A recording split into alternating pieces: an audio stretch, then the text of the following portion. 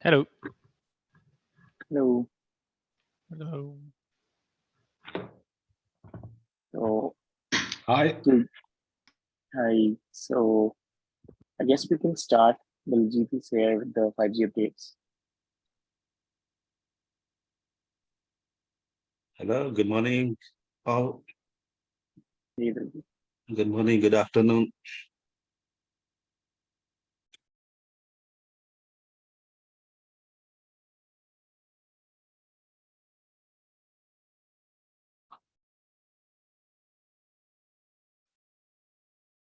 Yeah. So we are with 5G as a development and the testing for 1.8. There's a good progress last week from the community, and we have a 1.8 branch created, and some of the major peers got merged. And I think uh, we are heading towards more continuous testing. With all the features, the mainly two features under testing, IPv6 and GTP extension headers code. And plus there's a automation and scale testing, which is continually we are doing through the CI.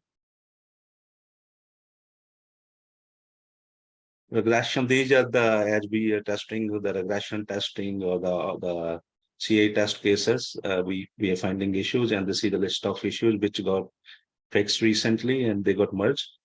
There's a PDU retry issue got fixed, and then there's a UE initiator registration, periodic registration in idle mode was failing. That got fixed.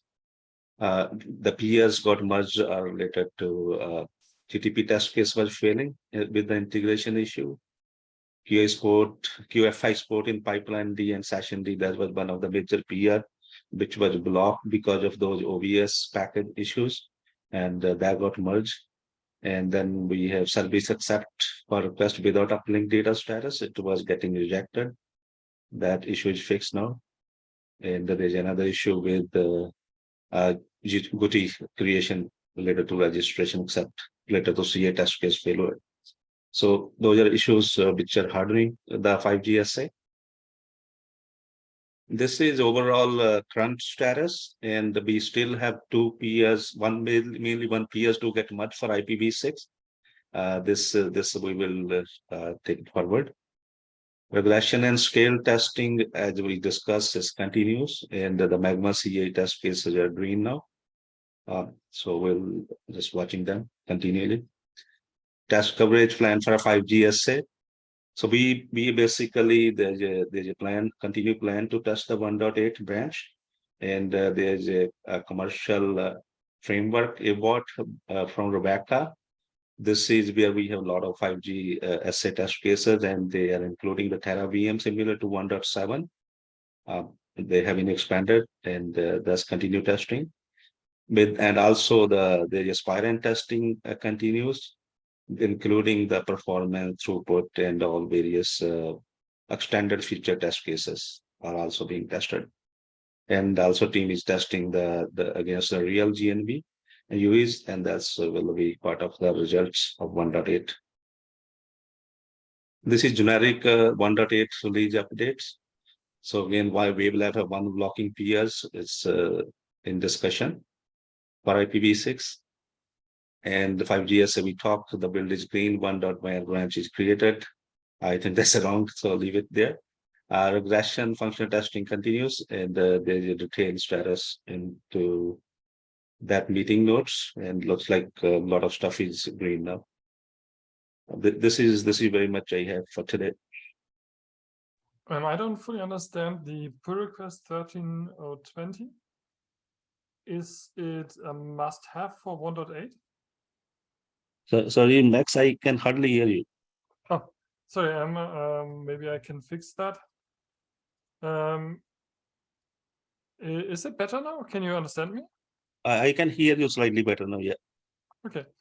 My question was 1302. This pull request that you mentioned here for IPv6. It sounds like that it is a must-have for 5GSA. Is it a bug fix, or what is it? Yeah, we can look into the details on this. I think there was something blocking there.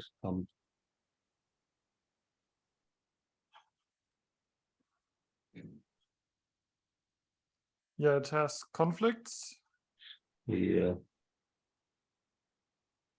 Last changes is 24 days ago. What's the state of that? It doesn't need to be in 1.8 or not? This is required in 1.8. Max, I will discuss with the Jugesh and update you. Okay, but 1.8 is branched. We just wanted to backport, so Yeah, it has to be backported right then.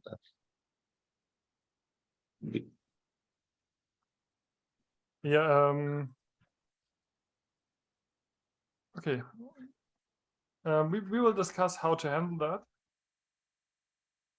Yeah, we can discuss in the 1.8 release meeting or like in the TSC. That's fine. We should discuss pretty soon. We are starting release testing with the current Debian builds, and that is now blocking that. So we cannot start testing, right? Let's go back to this.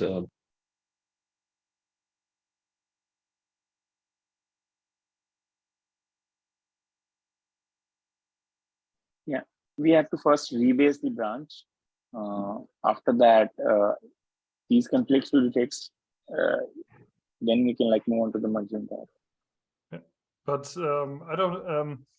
It's adding a feature, not fixing a bug. So we should not yet start with testing. We are blocked by this PR. Okay. Okay, so yeah. So have we like intimated the other teams for testing, or should we like intimate okay that this is a blocker?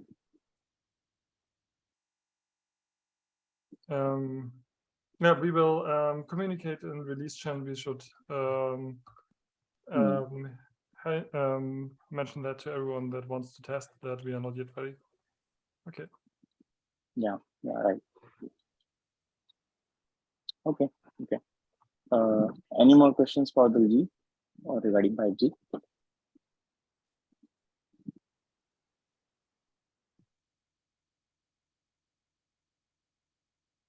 Okay, if not, then we can move on to the Bazel updates from Lars. Yeah, thanks. Hi, everyone.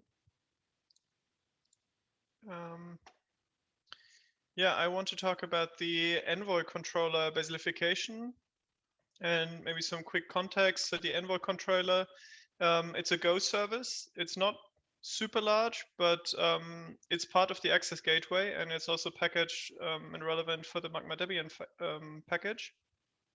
And yeah, the relevant code is in FEG, LTE, Cloud Go, Protoss, and Orchestrator. And yeah, so this is the last service that is baselified. It's already on master, at least for the access gateway. And we also have a PR to use this in the Bazel LTE intake tests. And I want to talk a little bit about how it was baselified, because Go is a little bit special here. And basically, the main job was done by Gazelle for Bazel, which is a build file generator tool that can generate the build files with all the targets and so on. It's meant for Go and Protobuf, but it can be used also for other languages, including Python, but that is much more difficult. Some people from our team had a look into this, and there are probably some obstacles that are too difficult right now, but for Go, it's already pretty good out of the box. And basically, you just go to the top level build file and run the Gazelle target with Bazel. And basically, it's controlled by these comment directives. So in the Bazel build files, you can make these comments that start with Gazelle : and then you can tell it what to do essentially. So here we're right now excluding all of these folders. And what works really well actually is, at least for Go, that pretty much all of the build targets are generated. So if you just run it and you allow the folders that are relevant for the Envoy controller to be generated, then all of these targets are generated. It will recognize what is a test, what is a binary, and so on. And what is also nice is that it'll add all the external dependencies. That just works out of the box. That's really good. What doesn't quite work are Magma dependencies. So all these Magma dependencies here, for example, these had to be added manually, at least in this case. It's probably possible to do this with directives, but that requires more effort and yeah, a closer look.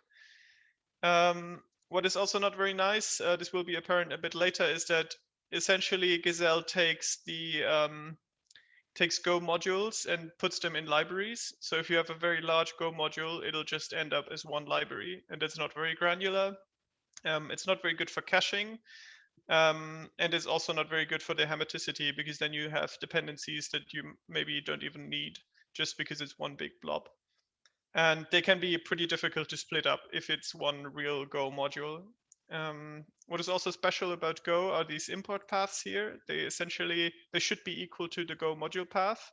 So there's essentially one issue here, which is that in the Magma code base right now, it's not completely the same everywhere. So most start with Magma, but there are places where the module paths start with github.com.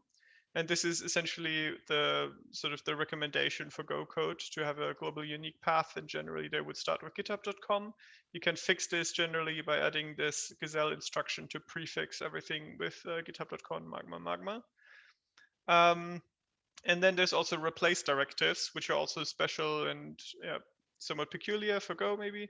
And for example, you can have modules in Go that are in Magma Gateway, which doesn't exist. But it can sort of merge the Magma orchestrator and LTE folders and so on. So you can have places that need an import path of Magma orchestrator because there is Go code that imports this package from there, but there are also packages that use this or folder that doesn't exist, and there's a feature in the Go rules for Bazel that allows this. Now I also want to show some demonstrations. So for example, just building the Envoy controller is just a normal build, so it's just a Bazel build. It's located in the FEG folder, this target. So that would be this Go binary essentially. It's pretty quick. The service is not very big, and these Go builds are generally pretty fast. We can also try to run it. Of course, the dev container is not the right context, so this doesn't work perfectly, but it's running and listening on this port. And that was just with Bazel run. Now, there are also some new tests in this context in FEG and the other folders where these libraries are. And these are now cached, but even if they weren't, they're pretty quick. And finally, maybe we can also look at the dependency graph. So we can just do a Bazel query on the dependencies of this Envoy controller target. Here I want to filter out the external dependencies just to keep the graph simpler. We output as a graph and can use dot to convert this to an image, which will now be appearing here. And refresh. So, and then we can look at the dependency graph of this new target. So this is the service, this is the library of the service. And here we can see that there are some Protos libraries that are still pretty big, but they're one Go module. I managed to split some of them up, but yeah, some were difficult to split up just because of some Go peculiarities, but overall looks pretty good. There's no circular dependencies. Yeah, so in conclusion, this was sort of the last AGW service to be migrated for Bazel. The Bazel switchover in general is getting much closer. And yeah, if you have any Bazel related questions, there's also the Bazel channel on Slack. Are there any questions now? Maybe not really a question because we are looked in parts of this together, but maybe one note for the round. Go is the only language where the generated protofiles are checked in, actually. So I don't want to start a discussion now if this should change and act the same as in Python and C, but if anybody has knowledge about why this is the case for Go and not for Python and C, feel free to speak up. But at some point, we might should think about to do the same as for Python and C.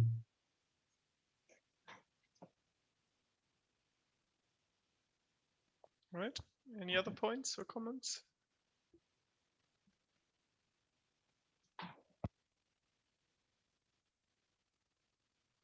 Thanks. Okay, thank you, Lars. So next, we can start with DevOps update, starting with Christian. Yes, I just have a very, very short heads up. Oh, I should share. Hello. Okay. So we've updated the dev VM to Ubuntu 20.4, and this is now used on the CI. So you should update this locally, because otherwise you get different results on your local environment to the CI, which isn't good. You will not find like issues, for example, with the integration tests. There were some nice issues we've found. For example, one issue which has we've struggled with for a long time is that sometimes all the traffic server integration tests failed. And we found out that it's basically an IP tables forwarding policy set by Docker, by the Docker installation. So Docker is looking at the routing flag of Linux and then configuring the policy rule accordingly. And depending on when you reboot, so it's only doing this on reboot, the tests sometimes fail and sometimes they don't fail. And that was something that, yeah, sometimes happened, sometimes didn't happen. And now we figured this out, and we are hardly setting this to accept now to basically make it always work. So we merged this. There's at the moment still, so there's one flaky test, this one, and there's one IPv6 test still failing. And I was just wondering if this is maybe related to the PR, which was just discussed, because it's IPv6 traffic just not getting through to the user entity. And the PR is also about the router attach. I don't know if this could be related. It just, yeah, occurred to me. And this seems to be read consistently, even with the old or the new VM. And it would be really nice if someone, maybe from Wavelets, could support us to debug this test. Any questions? So this is really the last one. The others, there were quite a lot of red tests yesterday evening. I'm very sorry for that. I reverted this commit this morning.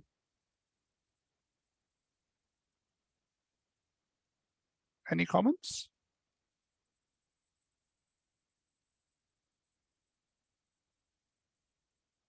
Yeah, then there's nothing I need to add. Please upgrade your VMs. It's in the dev channel what you have to do. Thank you. So other DevOps update we have is when we have cut the branch. So we are right now doing testing for the deployment, release, normal testing and hardware testing. We are also trying to upgrade our documentation and the deployment areas for access gateway and orchestrator. We are especially focusing on ARM release this time. So trying all the new ARM Docker images and trying it on different platforms like normal VM and AWS. So we will release all these with on Dockersaurus docs once that is ready. Yeah, those are the other release and DevOps updates. Anything you would like to add, Max, to this? No, nothing to add there. Okay. Any questions from anyone?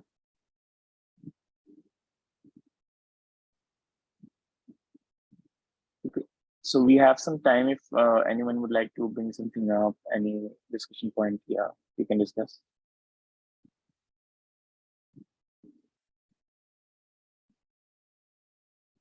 Okay, I guess not. Then thank you, everyone. Have a nice day. Bye. Bye. Thank you. Bye-bye. Bye-bye. Bye. See you.